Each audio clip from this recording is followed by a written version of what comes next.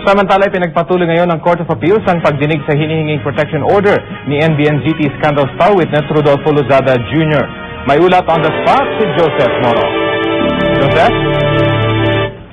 Rafi, pinagpatuloy ng kapatid itong si June Lozada na si Carmen ang kanyang pagtestigo sa harap ng 7th Division ng Court of Appeals. Ito ay kaugnay ng hinihingi nilang protection order galing sa korte para sa kanyang kapatid dahil umano sa mga banta sa kanilang buhay. Sa kanyang testimonya, sinabi ni Carmen na pinilit siya ng kanyang kapatid na si June na pirmahan yung request sa PNP para sa security. Kaya daw natatakot ay pinirmahan na rin ni Carmen ang request dahil sinabi ito ng kanyang kapatid. Matatanda ang sinabi ng PNP na hindi nila dinukot itong si Lozada, bagkus ay binibigyan lamang nila ito ng proteksyon dahil na rin sa request ng pamilya Lozada. Sa ating panayam kay Carmen bago magsimula ang pagdinig, sinabi niya patuloy pa rin ang mga banta sa buhay laban kay June. Pinakahuli nga ay ang umano'y assassination plot laban sa kanya.